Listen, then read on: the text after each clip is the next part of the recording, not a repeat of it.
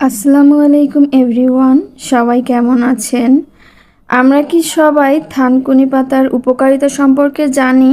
থানকুনি পাতার রসে কিন্তু অনেক রকম উপকার হয়। তো আপনাদের যাদের বাসায় ছোট বাচ্চা আছে, তাদের যদি আপনারা প্রতিদিন থানকুনি পাতার রস দিতে পারেন, তাহলে কিন্তু বাচ্চাদের ব্রেন শক্তি বৃদ্ধি পায়। তো আমি আমার মেয়েকে থানকুনি পাতা রস করে দেই। তো এই উদ্দেশ্যে বাজার থেকে কিনে আনা লাগে। তো ভাবলাম কি থানকুনি পাতা অনেক সময় দেখা যায় বাজারে থাকে না, পাওয়া যায় না, যে কারণে আমি ভাবলাম বাজার থেকে আনা থানকুনি পাতার যে গোড়াগুলো শিকড় সহ রয়েছে এগুলো কেটে কেটে টবে লাগিয়ে দেই। তাহলে এখান থেকে গাছ হলে আমার যখন প্রয়োজন হবে আমি ওখান থেকে 2-4টা পাতা ছিঁড়ে নিতে পারবো সহজেই, যে কারণে আমি এই গোড়াগুলো কেটে নিচ্ছি। তো আপনারাও যদি আপনাদের বাসায় বাচ্চারা থাকে তাদের যদি রসটা খাওয়াতে চান, যেহেতু এটার অনেক উপকার, তো এইভাবে বাজার থেকে আনার পরে শিকড় সহ যে গোড়া থাকবে এগুলো কেটে কেটে টবে লাগিয়ে দিতে পারেন। তাহলে যে কোনো সময় আপনাদের প্রয়োজন অনুযায়ী যে কয়টা পাতা লাগে ছিঁড়ে কাজে লাগাতে পারবেন। তো সেই উদ্দেশ্যেই আমি সব কেটে নিলাম